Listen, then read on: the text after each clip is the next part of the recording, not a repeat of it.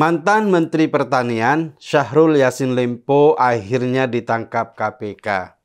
Buntut dari penangkapan itu, Nasdem memprotes KPK. Menurut Bendahara Umum Nasdem Ahmad Syahroni, KPK terlihat memaksakan diri.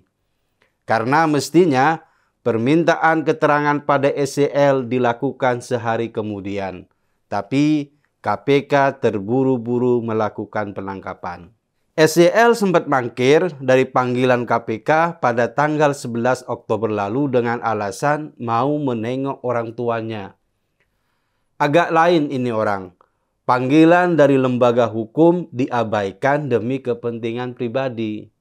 Mungkin dia masih merasa kalau dia seorang menteri yang harus mendapat pemakluman.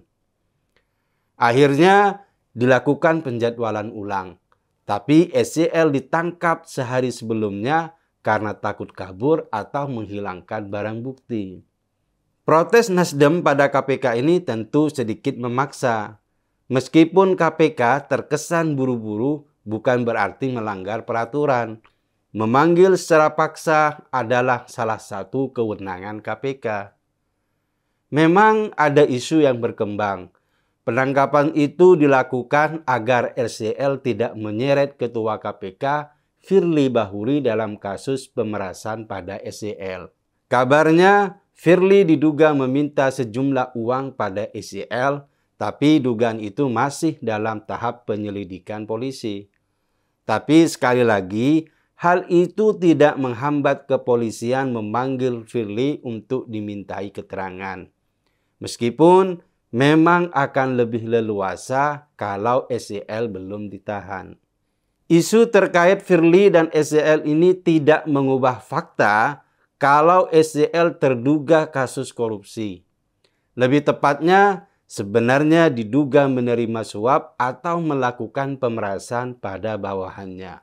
Dari informasi yang beredar, dua anak buah SEL mengumpulkan uang dari ASN Eselon 1 dan 2 di Kementan.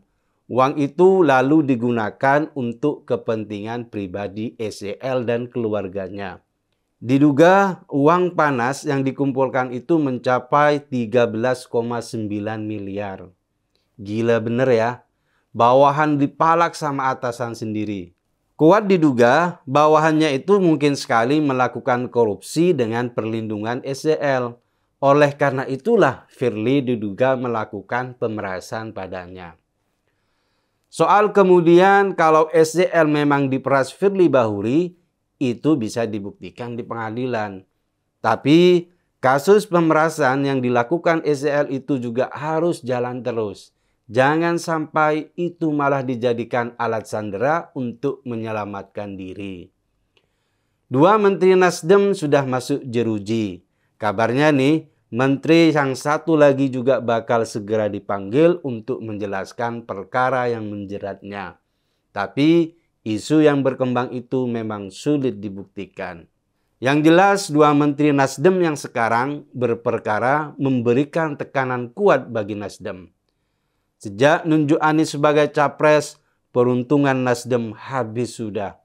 Elektabilitas capres yang mereka usung jeblok dan selalu berada di bawah. Sementara kadernya malah bikin ulah. Sekuat apapun mereka membantahnya, fakta kasus hukum itu tak bisa diabaikan. Hal itulah yang kemudian akan berdampak pada elektabilitas Anies dan caleg Nasdem. Baru jadi partai koalisi saja, dua kadernya bermasalah dengan hukum. Bagaimana nanti kalau mereka berkuasa? Nasdem tampaknya harus belajar menerima fakta dan kondisi bahwa kadernya korupsi. Karena sekuat apapun menolak kebenaran, ia pasti akan muncul juga. Lagi pula, masyarakat juga cerdas dalam menilai. Bersalah atau tidak, pengadilan yang akan memutus perkara SEL. Tapi dampak buruk bagi Nasdem sudah mulai terlihat. Nasdem memang lagi sial. Mengangkat Anies dengan maksud untuk mendulang suara. Faktanya malah babak belur dan tak bisa melepaskannya.